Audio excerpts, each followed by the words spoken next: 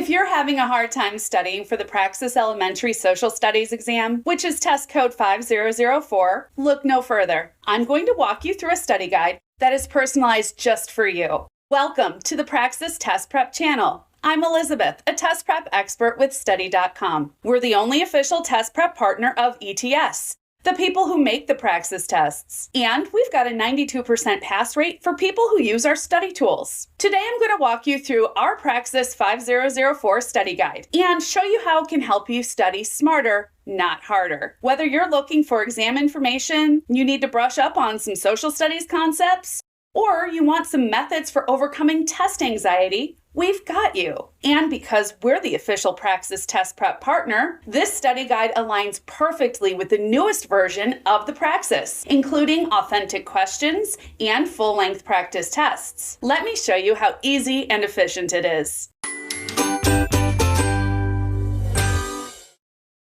When you access the study guide for the Praxis Elementary Social Studies exam, make sure you enter the date you plan to take it, if you know it.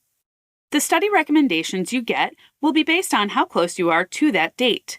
But before I show you the study guide for 5004, there's one big thing I want to tell you about. The great thing about Study.com is your subscription gives you access to all the Praxis study guides. For example, if you need to prep for the Elementary Education Content Knowledge Exam, or 5018, you have access to both study guides at no extra cost. All right, let's get into this. You'll see the study guide lists the sections just like they're structured on the test. The practice questions are divided by the exact same topics within each section. Here we've got U.S. history, government and citizenship, geography, anthropology, and sociology, and world history and economics. These are all going to start out locked until you either start practicing or take an initial assessment. Study.com's adaptive program will always start with a recommendation at the top to unlock your study plan with a 30-question practice test. You don't really have to do this though. If you know what you need to review, you can just jump right into lessons or select the topics you want to practice. Over here on the left side, you've got some options. You can go through everything in the course. Here, you can create your own custom practice by mixing and matching topics you want to review. You can take a full-length practice test. And you can get all the information about the exam, like number of questions, how long you get, topic overviews, things like that. This study guide lets you control how you prepare for the exam. I usually recommend taking the initial assessment for most people. It's a simple diagnostic that unlocks your personalized recommendations and helps you make the most of your study time. I'm going to take it right now.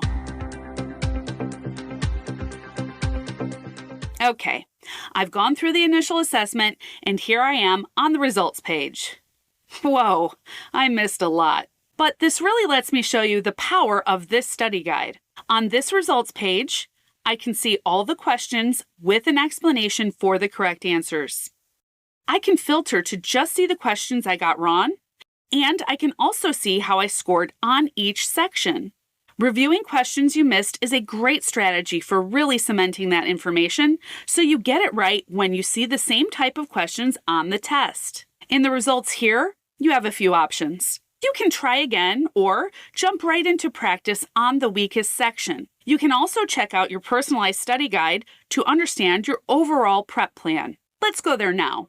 The study guide is where you'll really see the magic of the adaptive program at work. It's divided into categories. First up are quick wins. These are topics where I did pretty good. I need a little more practice to shore some stuff up, but have a decent grasp of the basic material. I can do mixed practice of all my quick wins, or do a specific topic. Next, I see almost there. These are the sections I did a little worse on and need some additional practice. As I answer questions correctly, these topics move into quick wins. If I was really struggling with something, it might move down to a section called Deep Learning. For anything that shows up there, it's recommended to check out the lessons rather than just do more practice right away. It'll let you jump into the video lessons on those topics to learn the things you might not know really well. Then you can go back to more practice. Now, sometimes the initial assessment won't have questions for every category.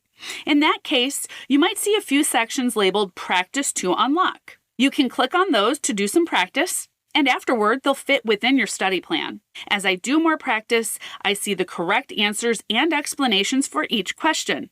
It's a good idea to read through those explanations as you go. Having more information can cement that knowledge better for those you get right and add a little more context or detail you might need to remember for ones you get wrong. Okay, so as you work through the recommendations in your study guide, the sections should keep moving up. Your goal is to get each section, or at least most of the sections, in a proficient status. As your test date gets closer, or after you've done enough practice, your study guide will recommend taking a full-length practice test. You can also get to it by clicking on the practice test menu here. I know it's a big time commitment, but I strongly recommend carving out the time for at least 2 full-length practice tests before your actual exam. It's really important to test yourself on a full, authentic exam to see how you do in a sustained setting. After your practice test, your recommendations on your dashboard will reset and point you toward additional learning or practice in your weakest areas. Looks like I learned quite a bit, but need a little more practice to get proficient.